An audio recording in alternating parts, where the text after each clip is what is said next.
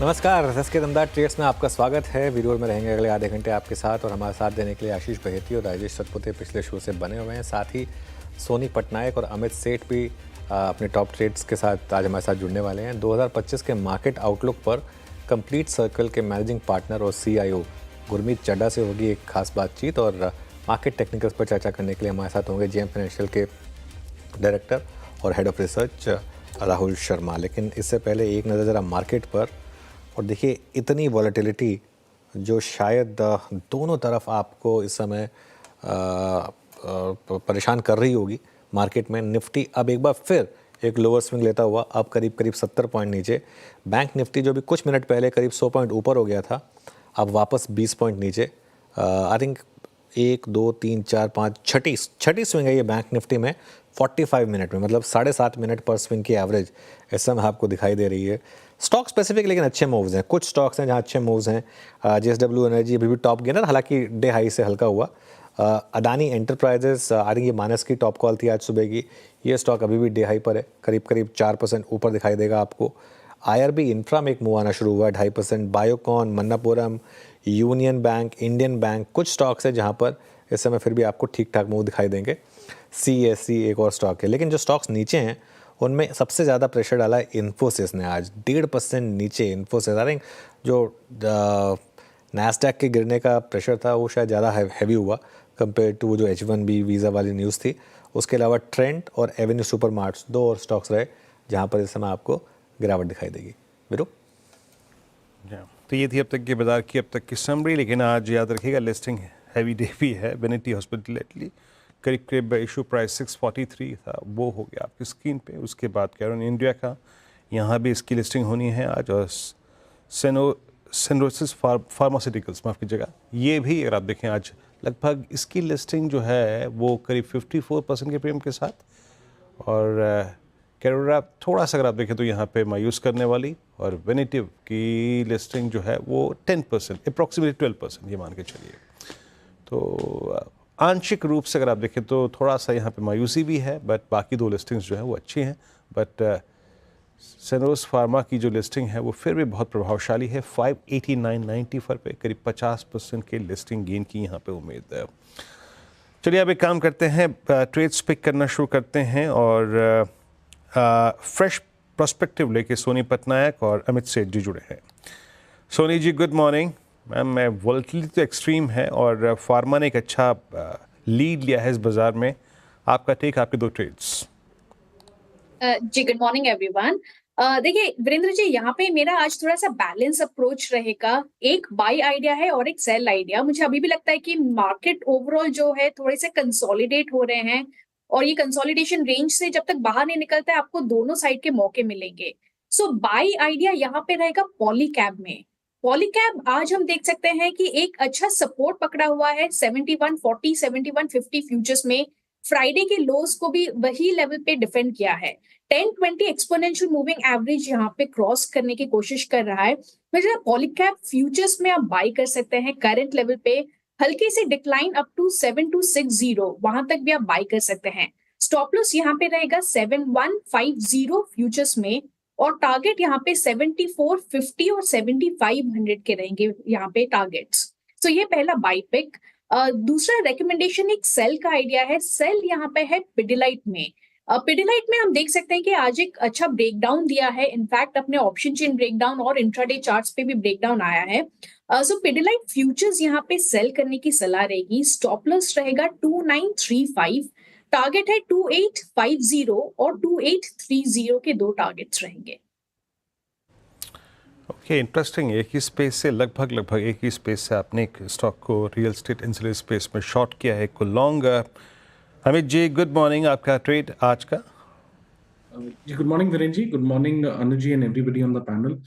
वीरेन जी, मेरे दो ट्रेड्स रहेंगे। पहला रहेगा पेटीएम। पेटीएम का अगर हम स्ट्रक्चर देखें तो यहाँ की कंटिन्यूस स्ट्रेंथ है, कंटिन्यूसली हाई रहे, हाई लोज बन रहे हैं। 1000 का एक साइकोलॉजिकल मार्क इसने फ्राइडे को वापस रिगेन किया था, और 10 और 20 डेमा से एक थ्रस्ट देके स्टॉक वापस बाहर आ रहा है, तो इसे बाय करें। 1000 का स्टॉप लॉस रहेगा एंड 1060 के पोजीशन टारगेट्स रहेंगे पेटीएम में।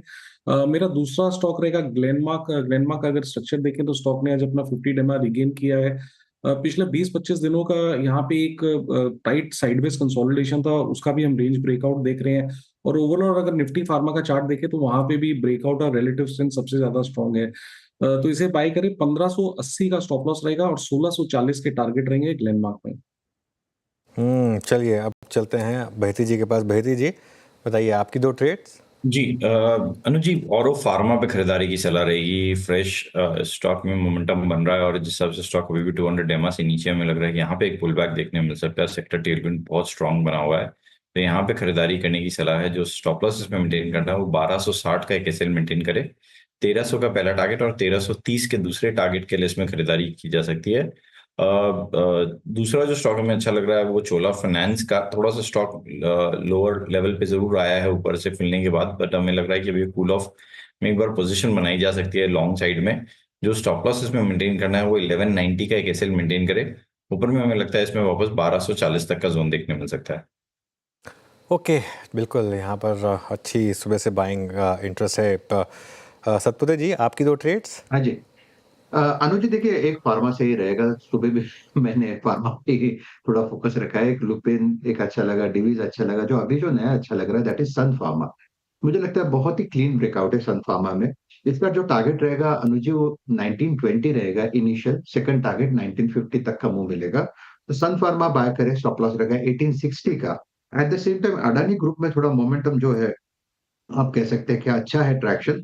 तो उसमें से एक रहेगा, वो रहेगा Adani solution, Adani energy solution, I am very sorry. So Adani energy solution is a buy, 810 का स्टॉप लॉस होगा अनुज जी, और इसका जो टारगेट रहेगा वो 850 860 का रहेगा। ओके, चलिए अब आगे बढ़ते हैं। 2025 के मार्केट आउटलुक पर चर्चा करने के लिए हमारे साथ कंप्लीट सर्कल के मैनेजिंग पार्टनर और सीआईओ गुरमीत चड्ढा जुड़े हैं। उनसे समझते हैं कि 2025 के लिए गुरमीत किन थीम्स पर फोकस कर रहे हैं। Gurmeet, good morning. आपने भी आज सुबह वही रिस्क लिया जो मैंने लिया था। वो क्रिकेट मैच पर वो जो पोस्ट डाला, आई एम श्योर वो पीआर एजेंसीज पूरी आ गई होंगी उसके रिस्पांस में। कुछ है क्या अब तक कुछ, जब आपकी अपने मार्केट पे फोकस करो क्यों क्रिकेट में आ रहे हो? नहीं आते हैं अब अनुज, और पर ठीक है, हम भारतीय क्रिकेट के फैन हैं, हम किसी इंडिविजुअल के बिल्कुल। फैन नहीं है। और हाँ, ब्रॉडर इंटरेस्ट के लिए जो लगता है, और कई बार पैशन में हम दिख भी देते हैं। शायद हमारी नॉलेज उतनी नहीं होगी और फील्ड पे खेलना एक अलग बात है, बट ये यही क्रिकेट का एक है। जब हम तारीफ भी करते हैं अनुज, जब अच्छा जाता है बिल्कुल, तो ये अर्निंग्स की तरह है। अच्छे आएंगे तो तारीफ करेंगे स्टॉक्स की, खराब परफॉर्मेंस होगा तो क्रिटिसाइज करेंगे। बिल्कुल। देखिए इस देश में 100 करोड़ क्रिकेट एक्सपर्ट्स हैं, ध्यान रखिएगा। तो खैर एनीवे, अब हमारे ब्रेड एंड बटर पर आते हैं। मार्केट्स, गुरमीत, बहुत ज़्यादा वॉलेटिलिटी है पिछले कुछ दिनों में। आप कह सकते हैं कि शायद वॉल्यूम कम है, एफआई छुट्टी पर हैं, इसका एक इम्पैक्ट आ रहा हो। लेकिन अब स्ट्रैटेजी क्या रहेगी यहाँ से, और 2025 में हम कदम रखने जा रहे हैं। 2024 ठीक ठाक साल रहा, लास्ट क्वार्टर काफ़ी ख़राब था, लेकिन उसके बावजूद इंडेक्स पर करीब करीब 10% के रिटर्न्स आए, और कुछ सेक्टर्स हैं तो 30-40% के रिटर्न्स भी दिए। तो 2025 को आप कैसे देख रहे हैं? अगर 2025 मुझे ऐसा लगता है 2 हाफ्स में रहेगा। पहला हाफ थोड़ा-सा वोलेटाइल रहने की उम्मीद है, और मैं पहला हाफ से फर्स्ट 6 मंथ नहीं बोल रहा हूँ, शुरू के 2-3 महीने बोल रहा हूँ। और सेकंड हाफ मुझे ऐसा लगता है थोड़ा-सा बेटर रहेगा। उसके 2 कारण आप देखिए, अभी यूएस एक जो बड़ा कारण रहा, डॉलर इंडेक्स पिछले 3 महीने में 7% जंप किया है। और ट्रम्प का इलेक्शन उसका एक बहुत बड़ा कारण रहा है, और जियोपॉलिटिकल वोलेटिलिटी रही है। उसके अलावा बॉन्ड यील्ड भी हार्डन हुई है। प्लस यूएस में 600-700 बिलियन डॉलर के इनफ्लोज आए, वर्ल्ड ओवर आउटफ्लोज हुए, यूएस में इनफ्लोज आए। लेकिन अगर पिछला हफ्ता देखेंगे तो यूएस इक्विटी मार्केट से 35 बिलियन के आउटफ्लो शुरू हो गए, क्योंकि अब वहां भी मार्केट, यूएस का मार्केट कैप 70% से ऊपर है वर्ल्ड मार्केट कैप का, जो मुझे लगता है सस्टेनेबल नहीं है। वहां पे स्टैगफ्लेशन देखने को मिल सकता है, क्योंकि इन्फ्लेशन वापस से बढ़ रही है, ग्रोथ उतना तेजी से आ नहीं रहा है। तो कहीं ना कहीं थोड़ा सा reality check, mean reversion US markets में होगा। वो होते होते थोड़ा समय लगेगा। ट्रम्प साहब चार्ज लेंगे 20 तारीख को। हमारे यहाँ अपना बजट है, उसके साथ आरबीआई पॉलिसी है फरवरी में। तो मेरा ये मानना है कि आपको जनवरी, फरवरी, मार्च एक्यूमुलेशन वाले मंथ्स रखने चाहिए। जो अच्छे आइडियाज पे आपका कन्विक्शन स्ट्रांग है, उस पे आप इन्वेस्ट करिए, और स्टैगर्ड वे में इन्वेस्ट करिए। Second half of the year मुझे ऐसा लगता है, जो कि मैं बोल रहा हूँ कि अप्रैल ऑनवर्ड, या हो सकता है मार्च ऑनवर्ड भी, अगर बजट और पॉलिसी अच्छा हुई, बेहतर हो सकता है। तो थोड़ा-सा वॉलेटिलिटी आपको लेना पड़ेगा, और थोड़ा-सा मैं हमेशा बोलता आया हूँ, जो पिछले 2-3 साल बीटा ईयर रहे हैं वो वैसा नहीं होगा। मेहनत करनी पड़ेगी रिटर्न बढ़ाने के लिए, और लेवल 2, लेवल 3 जाना पड़ेगा, सॉलिड रिसर्च करनी पड़ेगी पैसा बनाने के लिए। सॉलिड रिसर्च करनी पड़ेगी पैसा बनाने के लिए। आज का टॉप गेनर है JSW एनर्जी। ये रिन्यूएबल्स, आप सब इसमें एंट्री कर रहे हैं, इस स्पेस में आपका फोकस क्या होगा, टॉप पिक्स क्या होंगी यहाँ पर? तो अनुज हम इसको 2 तरीके से प्ले कर रहे हैं। एक तो जनरेशन, दूसरा ट्रांसमिशन। जनरेशन में हमारे पास टाटा पावर है, थोड़ा बहुत एक्सपोज़र हमारे पास एनटीपीसी और एनटीपीसी ग्रीन में भी था। उसके अलावा हम और भी जैसे जेएसडब्ल्यू एनर्जी है उसको भी हमारे हमारे रेफरेंस लिस्ट में है, हमने इन्वेस्टमेंट नहीं किया है वहाँ पे। और उसके बाद हमारा जो बड़ा फ़ोकस है, जहाँ हमने थोड़ा पोर्टफ़ोलियो ज़्यादा बड़ा बनाया है, वो ट्रांसमिशन स्पेस पे बनाया है। उसमें हमारे पास पावर ग्रिड है। हमने कुछ स्पेशलिस्ट ट्रांसफॉर्मर कंपनीज भी ऐड करी हैं जो लोकोमोटिव्स को पावर करती हैं, खाली सिर्फ एनर्जी फोकस नहीं है, जैसे हिंद रेक्टिफायर है। केबल्स एंड वायर्स में हमारे पास पॉलीकैब और केआई इंडस्ट्रीज रहा है पोर्टफोलियोज में। और हम लेवल 2 लेवल 3 जाके देख रहे हैं कि हमें कुछ और कंपनीज अगर ट्रांसमिशन स्पेस में मिलती है तो उसमें एक्सपोजर लेना चाहते हैं। मुझे लगता है ये बहुत बड़ी थीम है जनरेशन। और आप देखिए अभी एमएनएम ने एक सब्सिडरी फ्लोट करी है रिन्यूएबल एनर्जी को लेके। हर और बहुत कैपेक्स हुआ है। इंडिया के जो भी बड़े कॉन्ग्लोमरेट्स हैं, सबका क्लीन एनर्जी का अगर आप कैपेक्स देखें पिछले 2-3 साल का, तो ये सबसे बड़ा कैपेक्स है शायद कई सालों में। तो ऑब्वियसली अगर अगर उनको अपॉर्च्युनिटी दिख रही है, तो अपॉर्च्युनिटी काफ़ी बड़ी है। और मुझे ऐसा लगता है कि इस लेवल पे Reliance as an energy play मुझे लगता है बहुत ही अट्रैक्टिवली वैल्यूड है। स्टॉक ने अंडर परफॉर्म किया है। और हमने देखा है रिलायंस का जब भी एक अंडर परफॉर्मेंस का पीरियड आता है और जब उसमें वैल्यू अनलॉकिंग होती है, पहले जब कैपेक्स करते हैं तो अंडर परफॉर्म करते हैं, लेकिन जब वैल्यू अनलॉकिंग करते हैं तो रिटर्न बहुत लंपी आता है। मुझे लगता है वो भी हम एक लार्ज कैप में एक और पोजीशन इसमें ऐड करना चाहेंगे। Okay Gurmeet, good morning, Virendra बोल रहा हूँ। गुरमीत, बाजार ने एक अपने आप को इस वोलेटिलिटी में, अनिश्चितता में फार्मा की तरफ फोकस करना शुरू कर दिया है। तो फार्मा कुछ समय के लिए डोमिनेट करे इस आई थिंक फेज में, इस बात के चांसेस कितने लग रहे हैं आपको, और आपके पसंदीदा फार्मा क्या है इस वक्त? तो वीर जी आपको याद होगा हमने फार्मा को 2-3 भाग में पोर्टफोलियो में प्ले करने की बात करी थी, क्योंकि मैं हमेशा बोलता हूँ फार्मा बहुत अंडर रिप्रेजेंटेड है इंडेक्स में। सिर्फ 5% वेटेज है कि 10-12-13% होना चाहिए अगर आपका लंबा व्यू है मार्केट्स पे। तो एक तो ब्रांडेड फार्मा जिसे हम कहते हैं जो प्रिस्क्रिप्शन बेस्ड है, जो जो एफएमसीजी की तरह सेल होता है, उसमें हमने मैनकाइंड फार्मा ऐड किया था। जब उन्होंने एक्विजिशन किया था स्टॉक नीचे आया था, 2000 लेवल को टेस्ट किया था।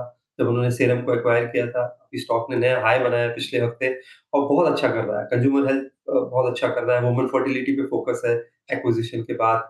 और कंसिस्टेंटली वो लैडर क्लाइंब अप कर रहे हैं, जो आईपीएम डेटा अगर आप देखेंगे। सीडीएमओ में हमारे हमारे पास न्यूलैंड और लॉरस लैब्स है। न्यूलैंड ने बहुत अच्छा परफॉर्म किया है।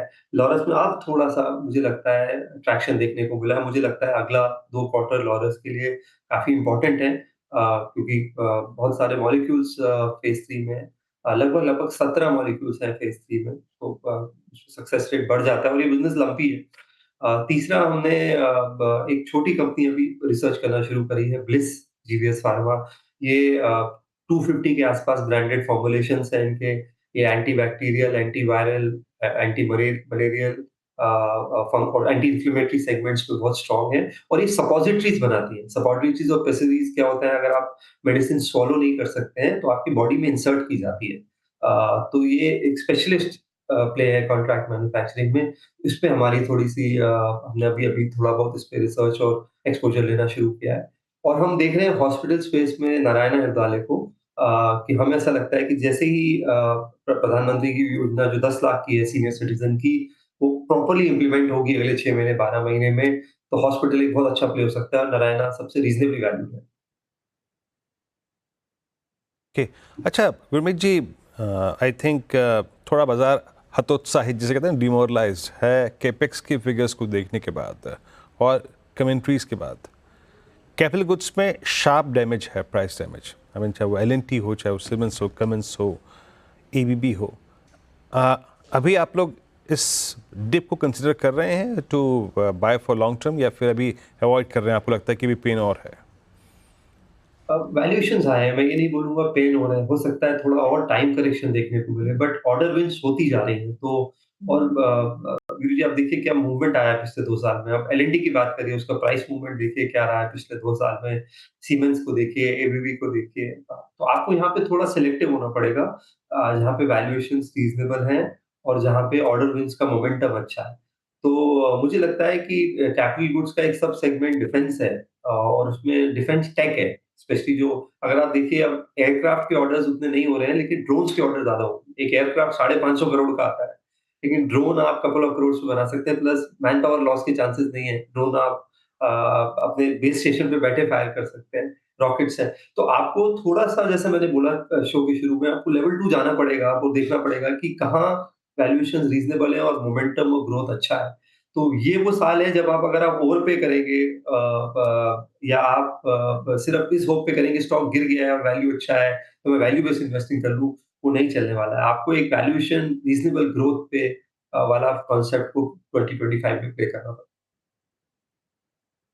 मीनवाइल ऋषभ पंत से रहा नहीं गया, पार्ट टाइमर को आउट छक्का मारने के चक्कर में आउट हो गया। खैर कोई नहीं, 33 ओवर बचे हैं अभी, शायद ड्रॉ हो जाए मैच गुरमीत। लेकिन कुछ और स्टॉक्स की बात करते हैं। आपका all time favourite stock Polycab, और अब तो बाकी स्टॉक्स ने भी अच्छा शानदार आउट परफॉर्मेंस दिखाना शुरू किया। केईआई देखिए आप किस तरीके के मूव्स दिखा रहा है ऑफ लेट। ये स्पेस 2025 में भी क्या ऐसे रिटर्न्स जनरेट कर सकती है? अगर जिनके पास है उनके लिए चलिए ठीक है, बने रहें, लेकिन जिन्होंने नहीं लिया उनके लिए क्या भी होगा?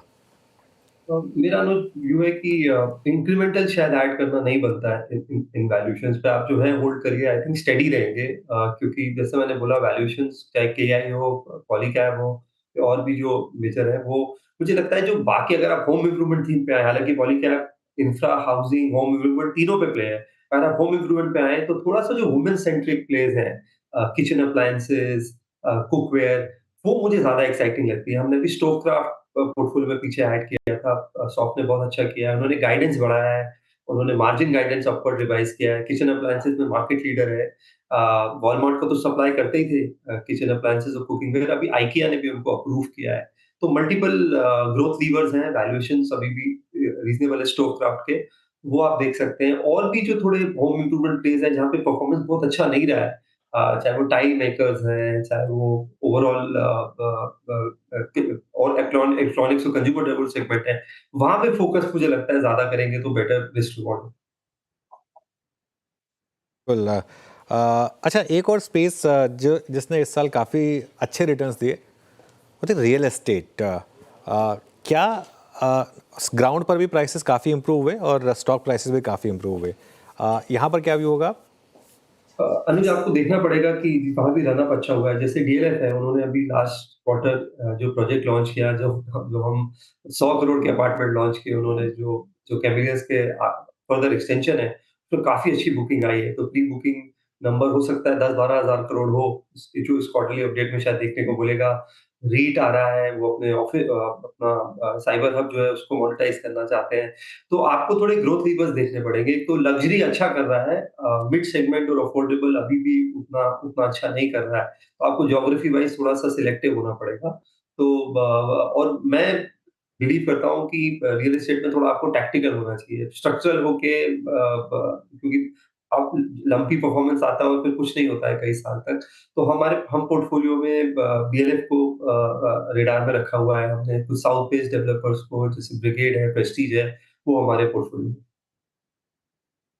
अच्छा गुरमीत, एक स्टॉक और जिस पे मैं आपकी राय चाहूँगा, और नए बदले सर्कमस्टेंसेस में और हमारी जो परचेजिंग बिहेवियर है उसके बदलने के बाद इस पे खासा इम्पैक्ट है।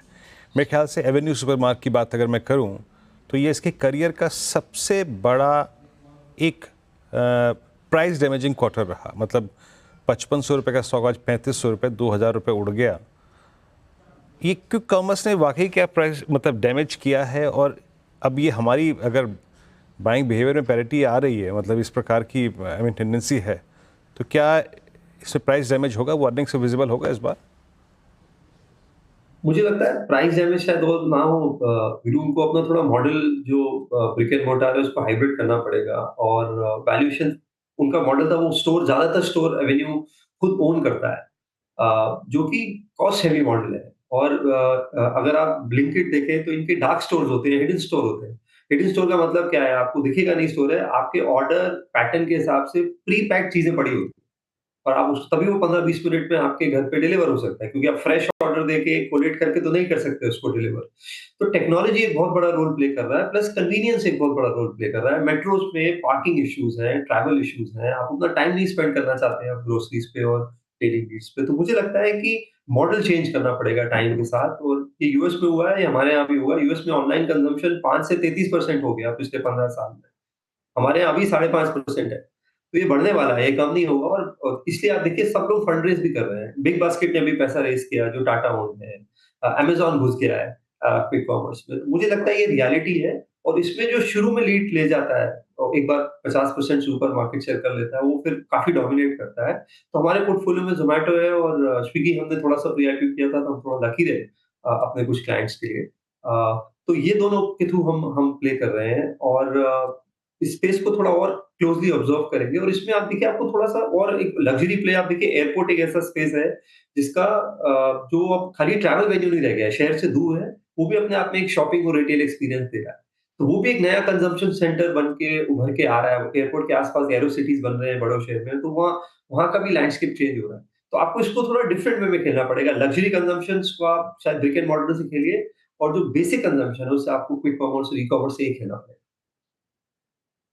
ओके, चलिए गुरमीत, बहुत बहुत शुक्रिया आज हमारे साथ जुड़ने के लिए और हमसे इन सब टॉपिक्स पर बातचीत करने के लिए। अब आगे बढ़ते हैं और हमारे साथ जेएम फाइनेंशियल सर्विसेज के director and head of research Rahul Sharma जुड़े हैं। उनसे समझते हैं मार्केट का टेक्निकल टेक्सचर इस समय का। Rahul ji, good morning. बताइए, निफ्टी और बैंक निफ्टी किस तरीके से पोजीशन है आपके हिसाब से? देखिए अनुज, ये वैसा मार्केट है कि रेंज बाउंड यहाँ पर सेटअप हो चुका है। निफ्टी के अंदर 23,500 24,000 के बीच का जो एक दायरा है, डिफिकल्ट रहेगा ट्रेड करना। जनरली ट्रेंडिंग मार्केट्स इजी होते हैं, बट यहाँ पर हमें लग रहा है कि मार्केट शायद एक दो सेशन और टाइम स्पेंड करेगा।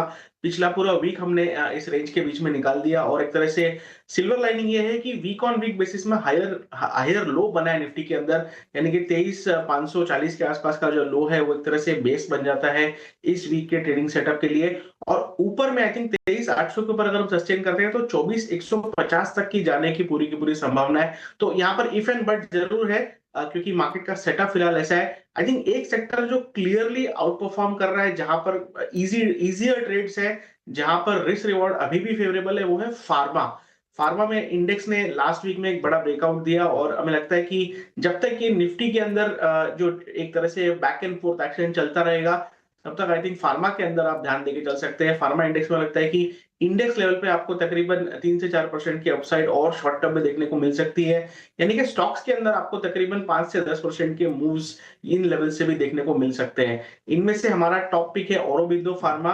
हमें लगता है कि औरोबिंदो फार्मा में एक बेस यहाँ पर बन चुका है, और स्टॉक यहाँ पर आपको 1350 से लेके 1380 तक के लेवल्स लगाने के लिए तैयार है। तो पोजिशनल बेसिस पे औरो फार्मा बाय करने की राय रहेगी 1245 के स्टॉप लॉस से। ओके, अच्छा राहुल जी, गुड मॉर्निंग, वीरेंद्र बोल रहा हूँ। आपका व्यू ऑटो पे क्या है इस वक्त? अब ये तो, अब आप देखिए कि जो स्ट्रॉन्गेस्ट स्ट्रक्चर थे, स्ट्रॉन्गेस्ट शेयर थे ऑटो में, वो भी अब पेन में जा रहे हैं। Look at TVS Motors, two wheeler space में ही एक मजबूत स्टॉक था, ये भी अपनी एक मल्टी मंथ रेंज को तोड़ रहा है, 200 डेमा को तोड़ने के कगार पे। आपके पास कुछ शॉर्टिंग अपॉर्चुनिटीज़ हैं क्या ऑटो में? टीवीएस पे आपका टेक, और पूरे ऑटो पे आपका टेक क्या है इस वक्त?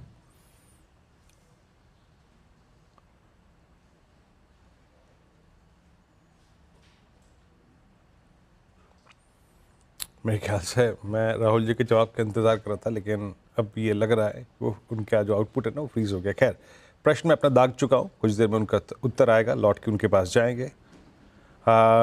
सोनी जी, आप टेक देंगे क्या प्लीज़? टीवीएस मोटर्स 2401 एग्जैक्टली जब आपसे मैं प्रश्न पूछ रहा हूँ, ये अपना 200 day exponential moving average hit करता हुआ, आपका टेक इस पर?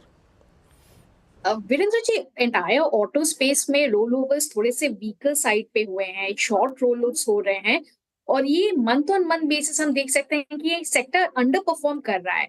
आज भी अगर हम चार्ट्स पे देखेंगे तो 10, 20 इनफैक्ट अपने सारे मेजर मूविंग एवरेजेस के नीचे ही ट्रेड कर रहा है। सो जब तक वो 2440, 2450 के ऊपर सस्टेन नहीं करता है, टीवीएस मोटर में डाउनसाइड और भी हो सकता है। इमीडिएट बेसिस पे 2 2380 का फ्यूचर्स पे एक सपोर्ट है, वो सपोर्ट अगर ब्रेक करता है तो टुवर्ड्स 2350 2320 के रेंज को टेस्ट कर सकता है। मेरे ख्याल से यहाँ पे लॉन्ग ट्रेड के लिए थोड़ा सा वेट एंड वॉच कीजिए, इमीडिएट बेसिस पे यहाँ पे लॉन्ग्स रेकमेंड नहीं होंगे। वेट कीजिए, अगर सपोर्ट ब्रेक करता है तो शॉर्ट के साइड में यहाँ पे एक अपॉर्चुनिटी मिल सकती है। यहाँ पे टीवीएस मोटर्स है डे लो, बट मीनवाइल पूरा का पूरा वो जो फार्मा स्पेस है वो अच्छा करता हुआ आपकी स्क्रीन पे डे हाई पर आके ट्रेड करता हुआ। एक स्क्रिप और अपोलो टायर्स को देखिएगा, ये बहुत स्ट्रॉन्ग स्ट्रक्चर रहा है ऑटो स्पेस में। आज 20 डेमा का लो लगाने के बाद 530 से क्या रिकवरी 536.80 पे डे हाई पर आके ट्रेड कर रहा है। राहुल जी का जो कनेक्शन है हमारे साथ वो फिर जुड़ चुका है, वो मेरे ख्याल से उपस्थित हैं। अब राहुल जी वो प्लीज़ ऑटो पर आपका व्यू। जी हाँ, बिल्कुल। देखिए, ऑटो सेक्टर में जो करेक्शन था काफी शार्प था और अभी कहीं ना कहीं ऑटो सेक्टर संभला नहीं है मेरे हिसाब से। वोलेटिलिटी यहाँ पर अभी स्टेबलाइज नहीं हुई। लास्ट वीक में हमने जरूर देखा कि शॉर्ट कवरिंग थी इस सेक्टर में, बट जहां तक आई थिंक टीवीएस मोटर का सवाल है तो एक क्लस्टर ऑफ सपोर्ट है 2365 2370 के आसपास, और इसके बहुत पास में ट्रेड कर रहा है। और अगर ये ब्रीच हो जाता है तो यहाँ पर एक एग्रेसिव 5 से 6% का कट देखने को मिल सकता है। तो आई थिंक यहाँ पर बेरी सेटअप टीवीएस मोटर्स के अंदर दिख रहा है, लेकिन 2370 अगर टूट जाता है स्पॉट में तो इसे शॉर्ट करके चलिए। 2400 का स्टॉप लॉस रहेगा और हमें लगता है कि यहाँ पर एक फास्ट मूव आपको नीचे में 2250 तक का देखने को मिल सकता है। तो तकरीबन 100-125 पॉइंट की मंदी यहाँ पर आती हुई दिख सकती है। और overall I think as of now theme ऐसी रखनी चाहिए कि लॉन्ग सेक्टर में फार्मा यहाँ पर डोमिनेट करते हुए, और बाकी जो सेक्टर से अभी तक थोड़े से फ्रंट फुटिंग पे नहीं आए, तो जहां पर इंडिविजुअल अपॉर्चुनिटीज है वहां पर शॉर्टिंग आइडियाज भी देखी जा सकती है। ये बिल्कुल शॉर्टिंग और लॉन्ग दोनों आइडियाज़ इस मार्केट में खैर अभी आपको मिलेंगे यहाँ पर। एक और स्पेस जिस पर मुझे आपसे व्यू चाहिए वो हैं PSU बैंक्स। यहाँ पर कोई स्ट्रक्चर आपको अच्छे लग रहे हैं क्या? आज जैसे काफ़ी मिक्स व्यू है, एक दो स्टॉक्स हैं जो अच्छा कर रहे हैं जैसे यूनियन बैंक, इंडियन बैंक, लेकिन जो थोड़े से बड़े स्टॉक्स हैं उन्होंने थोड़ा अंडर परफॉर्म भी किया है। कोई व्यू यहाँ पर? जी, आई थिंक जैसे आपने कहा मिक्स्ड है यहाँ पर सेटअप। एसबीआई में हमने देखा कि लास्ट वीक वीकनेस थी, जो कि सेक्टर लीडर है। बैंक निफ्टी कहीं ना कहीं 51,500 का अगर आप देखें तो बहुत सारे यहाँ पर ऑप्शंस बिल्डअप है, यानी कि एक वोलेटाइल मूव एक्सपेक्टेड है। तो आई थिंक थोड़ा सा यहाँ पर मामला ट्रिकी है, तो ऐसे सेटअप में अवॉइड करें जब तक बैंक निफ्टी आई थिंक 52,000 के ऊपर निकल नहीं जाता है। आई थिंक ये सेक्टर को बेस्ट यहाँ पर अवॉइड करके चलना चाहिए, और नीचे में अगर 51,000 का लेवल बैंक निफ्टी के अंदर टूट जाता है तो मुझे लगता है कि शॉर्टिंग आइडियाज भी मिल सकते हैं। तो as of now wait and watch कीजिए। आई थिंक रेंज बाउंड जो निफ्टी में सेटअप है सिमिलरली बैंक निफ्टी में भी है, लेकिन पीएसयू बैंक्स में खास करके काफी मिक्स्ड यहाँ पर सिग्नल देखने को मिल रहा है। ओके, चलिए अब एक काम करते हैं।